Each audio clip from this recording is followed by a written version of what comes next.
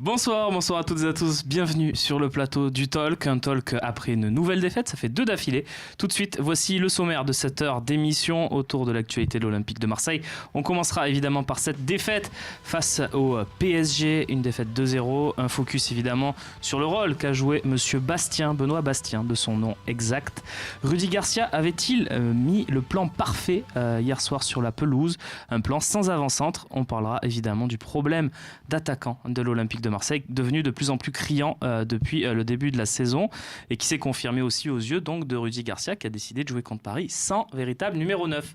Avec nous ce soir Maxence Volpe qui déjà, je le vois sur sa tête, n'est pas d'accord avec ce que je viens de dire. Non, ouais, parce que voilà. Jouer sans avant-centre, on va en parler, mais effectivement, c'était sur ce match spécialement qu'il a voulu faire cette compo. Après, on va jouer avec l'ensemble, j'espère au moins. Ça va Max, sinon pas trop abattu. On sait qu'en général c'est difficile les lendemains de défaite comme ça. Ouais, c'est dur parce que malheureusement, comme souvent, on y a cru et puis finalement on est tombé de haut. J'ai l'impression qu'il est Bonsoir, mieux quand même. Canuti. Salut Romain. J'ai l'impression qu'on va se faire un petit morphing là, de chaque année. On va se faire à chaque fois les lendemains de défaite contre Paris de Maxence. Tu es préparé. Et on va voir qu'il accuse un peu moins le coup année après année. Il s'y habitue. D'accord. En face de vous, on est très heureux d'accueillir Keops. Le mythique DJ Dayam, évidemment. Salut. Eric, on va t'appeler Eric. Si tu veux. Non seulement parce qu'on aime bien ce prénom. On aime bien ce prénom, voilà, mais c'est aussi le vrai prénom de Keops, évidemment. Ouais. Il s'appelle Eric Keops. On m'a dit que vous sortez d'une grosse tournée avec Ayam, justement, et qu'il y a une dernière date, et c'est complet. Voilà, donc pas besoin de réserver. Le 1er décembre à la salle Playel, avec un orchestre philharmonique. Qui joue avec nous. On l'avait déjà fait cet été à Lyon, dans l'amphithéâtre de Fourvière. Et là, on le refait, mais bon, la salle est beaucoup plus prestigieuse, quoi. Très bien. Playel, c'est la salle à pas Drucker. très loin du Stade de France. C'est la salle à Drucker. Voilà. C'est complet, mais tu nous as amené des places quand même. Ouais. Je te les échange contre des gens bruit. Ça va, pas de problème. Et à côté de toi, Yvan Lemay, qui nous fait le plaisir d'être avec nous dans une période Bonsoir un à peu tous. plus tranquille peut-être pour un agent de joueur. Enfin. Ça va à peu près. Ouais, ça va à peu près. Ça On commence déjà un peu les on tractations. prépare janvier. Mais Ça non, commence va, déjà ça va. Pour les clubs en difficulté. D'accord. Ok, on va me dire, j'ai l'impression qu'on va en parler. Pour nous Pour nous, non, parce que sincèrement, depuis le mercato l'été dernier, j'ai plus trop envie de leur parler en ce moment. Donc, on verra d'ici quelques semaines. Yvan, tu n'es pas venu avec un livre, mais tu es venu avec un t-shirt, c'est ça? Il y a des gens qui viennent avec des livres, voilà. Non, tu viens avec un t-shirt. j'étais en Italie la semaine dernière. Je pense qu'à Marseille, il y a suffisamment d'Italiens qui ont été sensibilisés par la tragédie, parce que c'est une vraie tragédie qu'il y a eu à Gênes. Le pont qui s'est effondré. L'office du tourisme de Gênes a sorti ce t-shirt, ça vaut 10 €. Et l'intégralité des fonds repart aux familles, les 43 familles victimes. Et je pense Il y a des Français d'ailleurs dans ces victimes. Exactement. Comment on fait pour l'acheter? Parce que c'est par internet, mais je ne sais pas le site sur lequel elle est. C'est l'office du tourisme de Gênes. D'accord. Et pour ceux qui vont en Italie, à Gênes. On essaiera de je mettre pense un que ça lien, vaut le coup pour les voilà. familles. Voilà. Juste par respect Très pour bien. les familles là-bas. Tu as très bien fait de venir avec ce t-shirt, Yvan. Messieurs, autre tragédie un peu moins grave puisqu'il s'agit de football, évidemment. Ce n'est que du foot, comme on le disait, Romain. Et on a encore... Ce n'est qu'un jeu. La Un phrase. sport. On a ça perdu part. contre le PSG, Romain, 18 fois d'affilée qu'on ne bat pas Paris. Voilà, on l'a dit. Mhm. Ça y est, la stat est passée. Une défaite au goût amer ou pas? Objectivement. Tu es conditionné, c'est-à-dire qu'on est tous... Prêt à la défaite. Pas tant que ça au final, parce que si tu regardes la com avant le match, on nous dit on va y arriver, ils ont les dollars, mais nous on est vraiment unis et Et on vient de l'eau, tout ça. On vient de l'eau, ouais, ce marketing-là, et au final, ça te martèle, puis tu te dis que tiens, c'est possible, et à chaque fois on tombe dans le panneau, et c'est bête parce que tu le dis, il y a 15 défaites et 3 matchs nuls, à un moment donné, ça devrait frapper dans nos têtes, et même au niveau de la communication, on devrait juste faire des reportages pour dire regardez ce que fait le Qatar dans le monde, c'est terrible, voilà, nous on perd, mais au moins on fait pas tout ça. Limite, on devrait mettre ça comme clip avant les matchs pour se...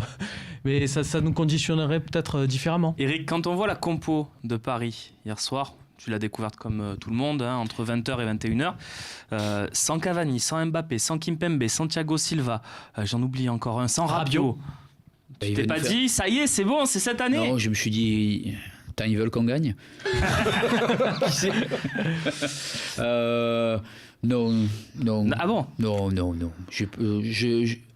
Je pars dans l'idée de me dire si on prend 1 ou 2, c'est bien. Parce qu'avec eux, c'est des valises. Tout le monde prend des valises sans forcer. Et déjà, j'étais écœuré de l'OM depuis un moment. J'ai décidé de ne plus regarder les matchs. D'accord. C'était trop. Le match de la Lazio, il était pitoyable. Enfin, il y a plusieurs matchs comme ça. Je ne me rappelle plus, il y en a un qui m'a achevé. Donc tu as décidé de ne pas le regarder pendant 2 jours, quoi, parce que j'étais obligé de le regarder. J'avais un autre match à voir, mais malheureusement ils l'ont mis l'après-midi, sinon j'aurais regardé l'autre. Mais on n'est pas devenu un peu des bons perdants? Si, voilà. Ouais. Mais après tu t'habitues à ces choses. On a vu Max qui casse plus rien, on s'habitue. Yvan, on est devenu bon perdant dans ces matchs contre Paris? C'est malheureux, mais tu te satisfais de pas avoir honte, en fait. Hier soir, t'as pas honte, parce que ils ont mouillé le maillot, c'est bon. Ils ont mouillé le maillot, il y avait une super ambiance, c'est vraiment un match. Mais bon, à la fin, voilà, tu sais le début et tu sais la fin. Alors hier soir, c'était certainement la fois où ils étaient le plus facile à prendre ou le moins difficile à prendre, parce qu'il y avait une équipe B.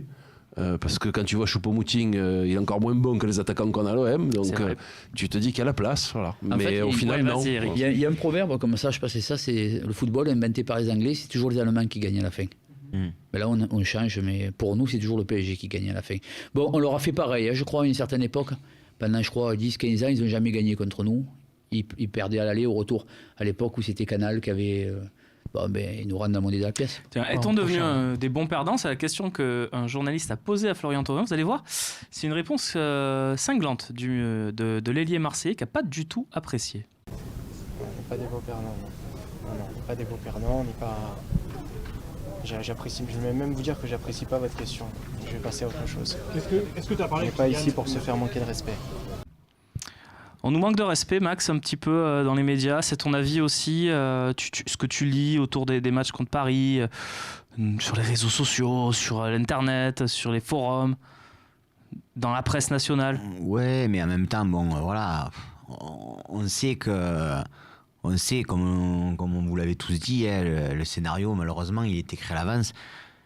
Quand on a regardé cette première mi-temps, on avait un regain d'espoir, mais en même temps on se disait il reste une autre mi-temps et on savait que malheureusement Mbappé allait rentrer et que ça allait être compliqué. Quand tu as vu Mbappé lever le pyjama, parce que tu as vu le maillot d'en haut, on n'aurait pas dit un pyjama. C'est bien, c'est joli, ouais. Tu as vu avec le petit insigne royaliste là. Moi c'est vrai que je vais vous dire la vérité. Bon, pourtant je suis français, donc forcément la Coupe du Monde, Mbappé c'est...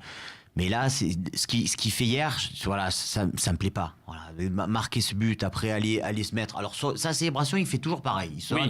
Ça qui fait ça. Puis après, il fait 4 mètres, il se re-arrête.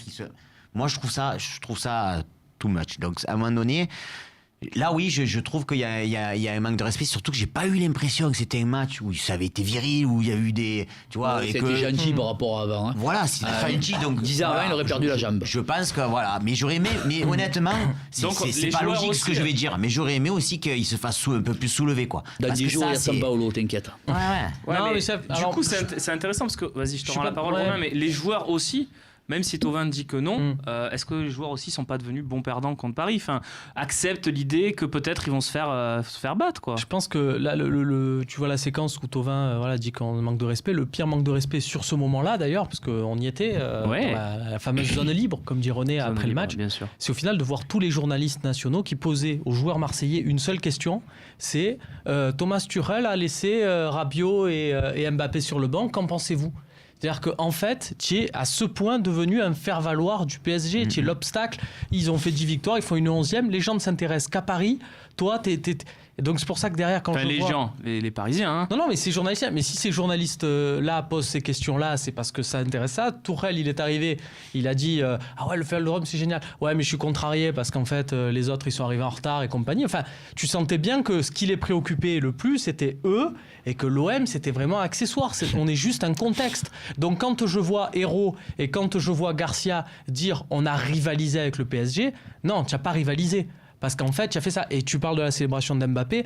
Moi, je suis pour ça dans le football. Moi, j'aime voir Andy Delors qui est prêté par Toulouse à Montpellier, qui marque à Toulouse, il fait le tour du stade, il est fait. Voilà, pour moi, le football, c'est ça, c'est le chambrage aussi. Tiens. On en a beaucoup parlé avec Augustin. Ah, quand ça marche pas, on est les premiers. Mais le jour où il y aura un gros problème, on se retrouvera sur ce plateau, et puis tu me diras ouais, mais bon, en même temps, c'est la faute des supporters. Tu as raison, tu auras raison. Mais je t'ai vu dire Messi à Barcelone, hein.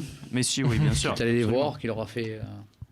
bien. Tiens, on a un message sur Twitter, je t'ai vu faire oui avec la tête, Max. Le mais pire, parce c'est que que si on fait le c'est- 11 des meilleurs joueurs Tiens, sur le terrain tiens, hier, je le cite en entier s'il te plaît, il y a peut-être plus de Marseillais que de Parisiens. Je pense qu'on n'a pas le bon identifiant du message, même si nous on a écrit Optam 0-0.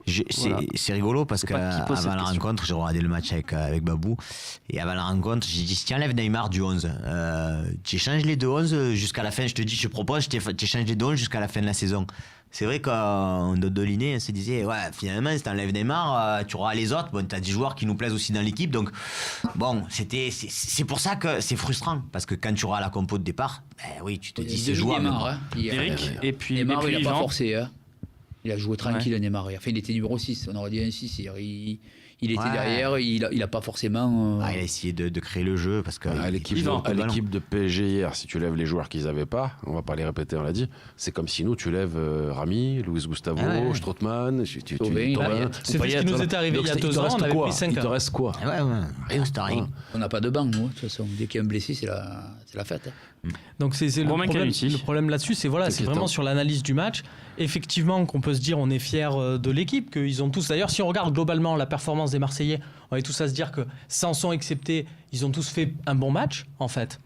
Donc tu te dis que, enfin voilà, il y a des matchs où tu t'es pas dit ça. Il y a 2 ans, quand tu te prends 5-1, tu te dis pas on a fait un bon match.